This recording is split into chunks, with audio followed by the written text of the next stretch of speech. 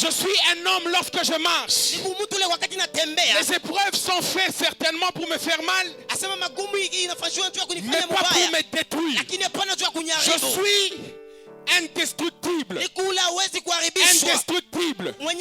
Frère, Jésus marche à Génézareth. Il arrive, il rencontre l'apôtre, il rencontre Pierre. En ce temps-là, il n'était pas encore apôtre. Il rencontre Pierre. J'ai déjà parlé ici de ça. Il rencontre Pierre et il dit à Pierre, prête-moi ta barque. Lorsque Jésus finit de travailler, il finit de travailler. Il demande maintenant à Pierre d'aller pêcher. Amen. Amen. Il demande à Pierre d'aller prêcher.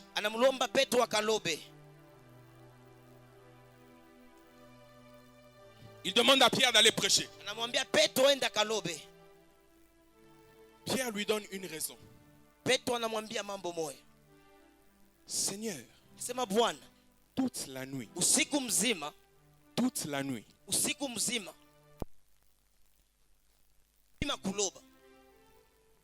mais je n'ai point eu. Mais qui aime avec moi ce que Pierre va dire? Par la suite, Pierre lui dit, mais sur ta parole. Mais sur ta parole. Je vous ai dit que la parole est le commencement et la source même du problème. Lorsque nous sommes dans une difficulté, sachant que notre commencement est la parole de Dieu, mais si elle vient de Dieu, lisons Jean 1.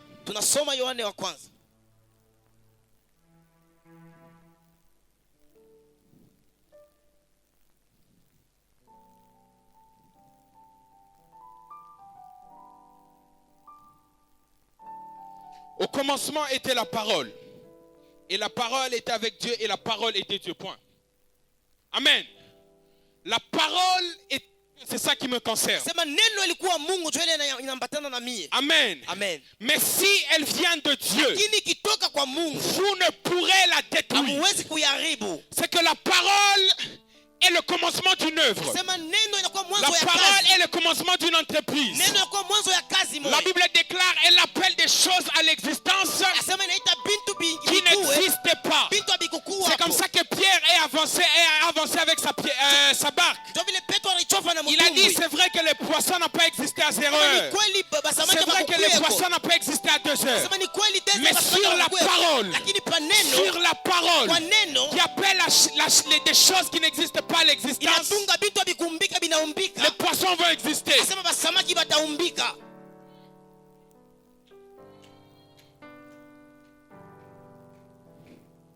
Amen. Amen. Alléluia. Une chose est sûre. Le but ou le commencement de notre vie doit être ceci. J'étais en train de parler avec ma mère.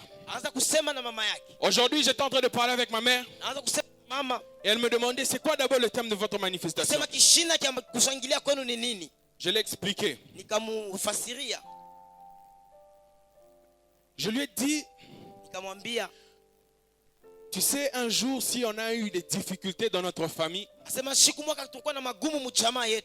parce qu'on n'a pas eu comme commencement Dieu. C'est parce qu'on n'a pas eu comme commencement la parole. Si on a eu de telles difficultés dans cette vie, c'est parce qu'on n'a pas eu. Mais regarde maintenant la vie depuis que tu as cru. Comment elle va? Tu n'as pas besoin d'avoir des millions pour te sentir bien. Amen. Alléluia. Autrement dit, je voulais juste te dire que lorsque tu commences avec Dieu, il y a une assurance à chaque étape de ta vie que tu rencontreras pour surmonter cette épreuve. Amen. Amen. Amen. Pourquoi commencer avec Jésus? Pourquoi commencer avec Dieu? Premièrement, je te donnerai la réponse parce que c'est lui qui t'a appelé. Deuxièmement, je te dirai parce qu'il sait par quoi tu passeras. Et troisièmement, je te dirai parce qu'il sait par quoi tu finiras. Le problème, c'est qu'on ne connaît pas le temps. Mais c'est lui qui est le maître des temps. Et il est aussi le maître des circonstances. Mon temps est déterminé par ce que lui connaît, par ce que lui décide de faire. J'évolue cette année comme ça. Cette année, peut-être au ministère, c'était l'année de consécration. Il sait c'est quoi l'année prochaine, c'est quel terme qu'on utilisera. Mais celui qui respecte ceci, c'est un homme qui marche selon les voies ou selon les principes de Dieu. Et il ne peut se douter qu'à la fin de l'année, j'aurai un plus dans ma vie. Parce qu'il sait que j'ai commencé avec Dieu. Amen. Alléluia. Amen. Alléluia. Amen. Alléluia.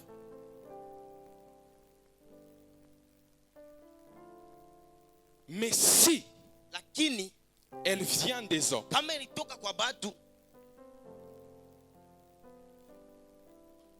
vous savez comment est-ce qu'une œuvre peut venir des hommes? On peut se lever. Hier on a prophétisé. Hier j'ai prophétisé par exemple. Hier j'ai prêché. Et j'ai vu que la salle était debout. Et je rentre à la maison, je dis, mais je vois que j'ai du talent. Je vois que j'ai l'appel. Ce n'est pas pour rien. Ce n'est pas que Dieu t'a dit. Toi-même dans ta pensée, tu te dis que Dieu te dit. Et tu te formes une parole de l'Éternel. Tu te dis, je commence une œuvre. Je commence un ministère. Je sais que je vais maîtriser les gens. Je vais dompter. Je serai là, je vais commencer à prêcher. Mais ce que je sais, une œuvre n'est pas reconnue parce qu'on sait prêcher. Je connais des hommes qui ont des grandes œuvres, mais quand ils vous parlent, quelques mois je vous connais, vous n'allez pas aimer. Vous allez dire, il ne sait pas prêcher. Mais si vous regardez l'assemblée qu'il a, ce n'est rien comparé. Votre assemblée n'est rien comparé à celui-là. Le problème, c'est qu'il ne remplit pas vos critères. Il ne remplit pas ce que vous pensez dans votre tête. Vous avez une intelligence conformément à ce que Dieu veut. Vous ne pensez pas réellement ce que Dieu lui-même veut pour vous. Vous vous dites que si je commence aujourd'hui comme ça, si je suis sérieux, frère, ce n'est pas tout homme sérieux qui suit Dieu. Il y a des hommes polis, il y a des hommes qui n'ont jamais fait l'impudicité, mais ils sont des païens. Et ça, je peux vous assurer. Ce n'est pas parce qu'il est sérieux, il est intelligent à l'école qu'il est chrétien. Non. Amen. Amen. La volonté de Dieu doit commencer dans votre vie lorsque vous dites que Seigneur, maintenant je veux te suivre. Maintenant je veux commencer par cela. Mais est-ce que tu es d'accord? Frère, un jour le révérend me parle. Non, je lui disais qu'il y a un prophète ici qui m'a prophétisé que tu auras un ministère, que tu auras une église. Je lui ai dit, je suis l'une des rares personnes, même quand je prêche, que je prêche bien ou que je prêche mal, je suis l'une des rares personnes qui n'envisage même pas d'avoir une église, même pas un ministère. Amen. Amen. Que je suis l'une des rares personnes. Si on me dit, toi tu auras un ministère, tu auras une église, sache que pour moi dans ma tête je dis c'est faux. Amen. Amen. Moi, pour moi, je n'envisage pas. Parce que je sais que c'est pas parce que aujourd'hui on m'a dit que Merveille, tu as bien prêché que tu auras une église. Non. Mais il y a une source pour une église. il y a une source pour une œuvre. Ces disciples marchaient, ils sont partis de quelque part. Ils sont partis de la prison. Ils sont entrés en prison parce qu'ils prêchaient pour Jésus. Ils sont sortis de la prison pour prêcher pour Jésus. Autrement dit, ils sont entrés dans une difficulté parce qu'ils prêchaient. Et ils sont sortis d'une difficulté pour prêcher. La difficulté était juste un tremplin pour les pousser encore à prêcher. Ils ont rencontré une vie différente en prison. Mais personne d'eux ne s'est dit que je me découragerai et j'arrêterai par là. Une personne s'est dit que parce que les gens ne viennent plus, les gens ne contribuent plus, j'arrête. Je peux vous informer une chose. Il y a des moments, je priais seul avec un frère derrière. On priait, ce ministère ici, on se réunissait dans les cultes. Un temps quand le révérend était en Zambie, je suis là, je viens au culte. Tu as déjà préparé les messages, tu t'es dit que ici, c'est une bombe qui va éclater ici. Tu t'es dit que ici, tu dis c'est pas possible. Tu arrives, il n'y a que les chaises et il n'y a que les protocoles de derrière. Mais même comme ça, ça n'a jamais changé ma façon de prêcher. Même si je parle à une, deux personnes, j'écris. Même si je parle à une personne qui est derrière, on va croire que je parle à 10 personnes, 20 personnes, 50. Parce que je savais qu'elle ne venait pas de la vision d'un homme. Elle venait directement de Dieu. Je ne contribue pas à l'œuvre d'un homme, pas à l'intelligence d'un homme qui s'est décidé de réunir des gens. Je contribue au travail de Dieu. Mes frères, je vous exhorte à contribuer au travail de Dieu. Je vous appelle à contribuer au travail de Dieu. Ne vous levez pas parce que vous connaissez des hommes, non. Ne vous levez pas parce que vous aimez des hommes, non. Frère, on aime tous des prédicateurs. Mais moi je ne contribue pas parce que j'aime un prédicateur. Il y a un homme qui m'a dit, toi tu contribues rarement à nos contributions. Je lui ai dit, moi je ne contribue pas comme ça. Je suis convaincu, c'est quand je contribue. Et quand je suis convaincu, je donnerai toutes mes forces pour contribuer. Parce que je sais que quand je vais te donner, certes peut-être ça va entrer dans tes poches, mais moi je suis béni. Mais si je ne te donne pas, c'est parce que je ne vois pas ma bénédiction en toi. Amen. Amen. Amen. Alléluia. Sachant faire la différence entre ceux qui viennent de Dieu et ceux qui viennent des hommes. C'est où le problème des hommes maintenant? Raison pour laquelle vous verrez des aujourd'hui ils sont ici, demain ils sont là-bas. C'est parce qu'ils sont arrivés au milieu et non pas à la source. Ils ont commencé un travail au milieu. Ils se sont dit que ici je commence. Je vais suivre le prophète Daniel. Je vais suivre le prophète tel. Je vais suivre le prophète tel. Mais si il a commencé à la source, où tu iras, ça te retirera, ça va toujours t'appeler. Ça va toujours te retenir. Ça va toujours te rappeler. Parce que la source te rappelle d'où tu viens. Comment tu étais. Et comment tu es devenu. Amen. Alléluia. Il y a beaucoup de gens qui nous ont quittés.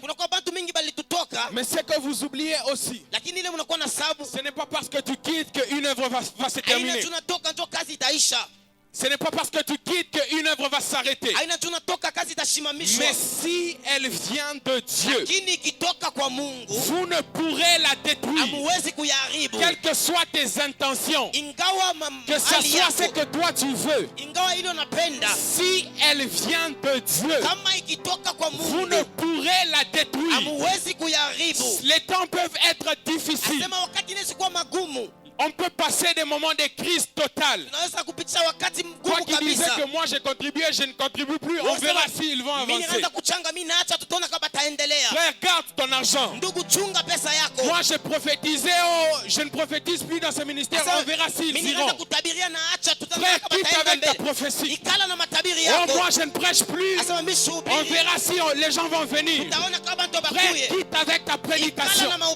On s'attache à un homme qui s'appelle Jésus. On s'attache à un homme qui s'appelle Jésus. Frère, c'est que Jacob a compris. Il s'est attaché, il s'est revêtu d'Ésaü. Nous, on se revêtu de Jésus. On s'est revêtu de Jésus. Parce qu'on sait que tu viennes, que tu ne viennes pas, que tu veuilles, que tu ne veuilles pas. Notre source, c'est Jésus.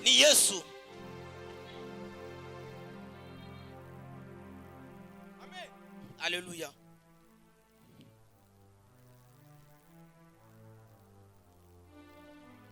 Les choses de la Bible. J'aime ce que l'apôtre Paul dit.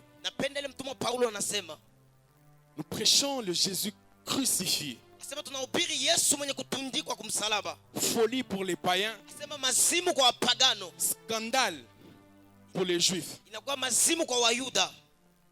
Amen. Amen. Que tout le monde n'est pas d'accord avec ta prédication. Tout le monde ne sera pas d'accord avec ta prophétie. Tout le monde ne sera pas d'accord avec ton message. Frère, je suis ce genre de personne qui aime lorsque il y a peu de gens qui contredisent ton message. Pardonnez-moi, lorsqu'il y a beaucoup de gens qui contredisent ton message. Frère, tout message ne doit pas être accepté. J'aime un homme qui disait lorsque un message est accepté par tout le monde, c'est qu'il n'est pas nécessairement vrai. Le véritable est parfois contredit. Le véritable, parfois on le dit non, ça c'est faux. Et il y a des sœurs, il y a des frères, lorsqu'on les dit que c'est faux, on t'appelle, on te dit homme de Dieu. En tout cas aujourd'hui j'ai pas bien travaillé. Dis, tu n'as pas bien travaillé, pourquoi? Parce que tu ne te sentais pas bien. C'est parce que je ne sais pas, le micro ne passait pas bien ou quoi? Non, les commentaires des hommes, à la fin même les bergers de là m'a dit qu'en tout cas il faut aller lire la Bible. Je lui ai dit, les bergers là, il avait écrit la Bible. Amen. Alléluia. Les bergers là n'ont pas écrit la Bible. Toi prêche la parole comme Dieu te donne. Prophétise comme Dieu te dit de prophétiser. Il a dit à Jérémie, ne retranche pas, n'ajoute rien. Ce que tu dois savoir, c'est que tant que ça vient de moi, c'est une bénédiction même pour deux. Tant que ça vient de moi, même pour toi, ça peut être une bénédiction. Elle n'est pas obligée d'être une bénédiction pour tout le monde. Même pour deux personnes. Jésus est élevé. Jésus est là. Amen. Alléluia. Amen. Alléluia. On évolue. Oh, ici, en tout cas, il y a des hommes même. Hein? Ils ont senti qu'ils n'ont pas bien fait les choses. Ils appellent les collèges des serviteurs. Frère, vous n'êtes pas fort en intercession.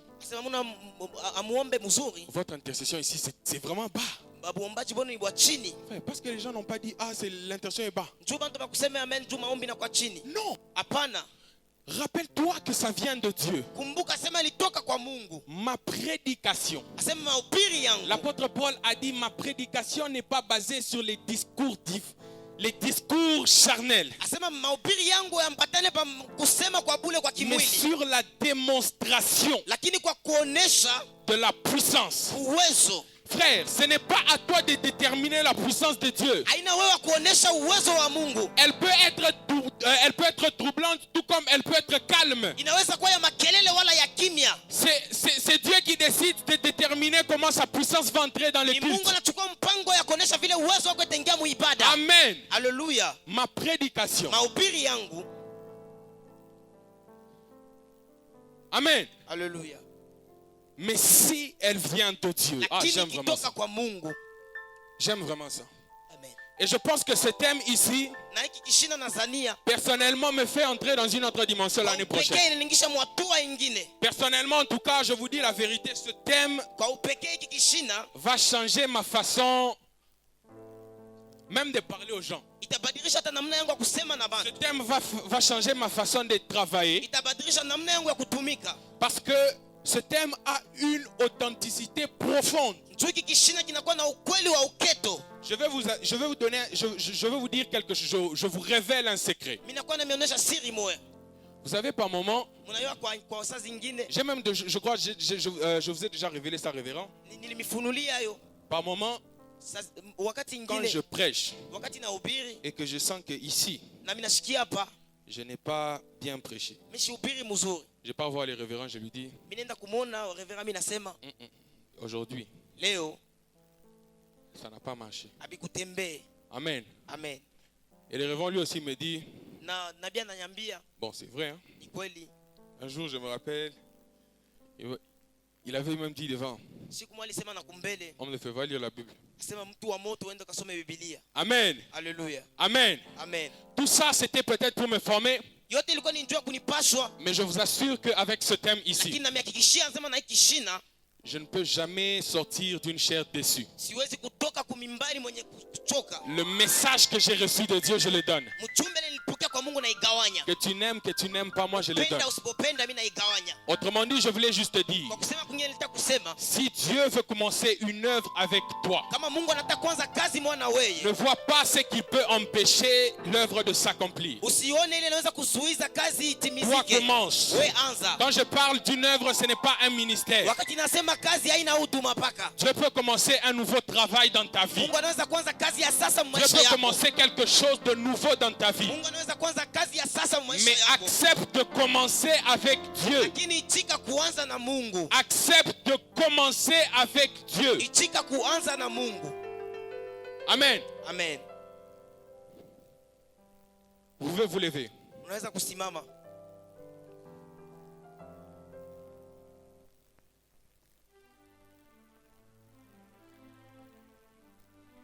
Pendant que j'étais en train de prier cette nuit, j'étais en train de voir des choses. Révérend, hier vous avez prophétisé sur une sœur qui était là. La sœur Raïssa. Je connais très bien cette sœur. Et pendant que j'étais derrière, Dieu était en train de me dire qu'il y a une chose qu'il a déposée en cette sœur. Quand je suis rentré la nuit, pendant que j'étais en train de prier, Dieu m'a montré l'image de la sœur Raïssa. Dieu me disait, cette sœur ici, dans les années qui arrivent, vous n'allez pas reconnaître cette sœur. Amen. Dans les années qui arrivent, vous n'allez pas reconnaître cette sœur. Il a déposé quelque chose de fort pendant que vous étiez en train de prier pour cette sœur. Et je ne sais pas elle a quel ministère. Mais dans les années qui arrivent, Dieu va faire quelque chose de fort. Mais maintenant, vous allez lever vos mains là où vous êtes. Dieu m'a demandé de prophétiser maintenant sur tout le monde pour cette année qui va commencer. Je veux que tu commences Dieu au nom de Jésus. Je veux que tu commences maintenant cette année 2020 avec Dieu au nom de Jésus. Toute arme forgée contre toi sera nulle et sans effet. Toute arme forgée contre toi sera nulle et sans effet. Je suis en train d'écraser tout plan de l'ennemi. Je te vois prospérer en 2021. Je te vois prospérer en 2021. Je te vois réussir en 2021. L'échec ne sera pas au rendez-vous. L'échec ne sera pas au rendez-vous. Oh, je brise maintenant tout lien qui t'attache en 2021. Je suis maintenant en train de briser tout ce que l'ennemi a fermé. J'ouvre les portes que l'ennemi a fermées. Amen. Au nom puissant de Jésus. Amen. Je brise toute action de ténèbres. J'anéantis dans le nom puissant de Jésus. Amen. Ma soeur, mon frère.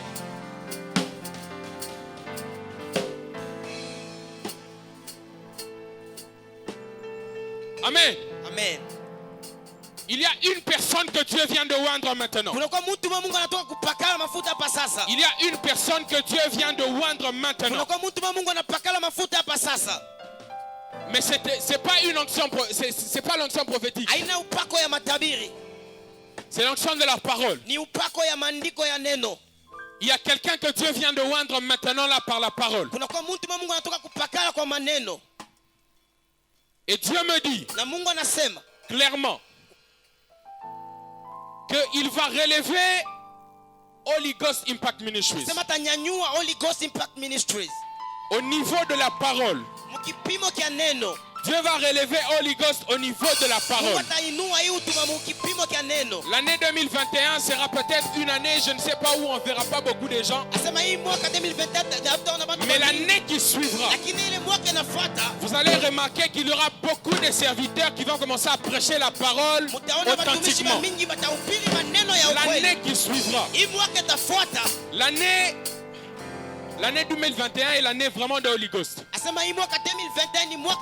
vois les gens sourire, rigoler. Parce qu'ils vont rencontrer le Dieu véritable. Ils vont rencontrer un Dieu d'une autre facette.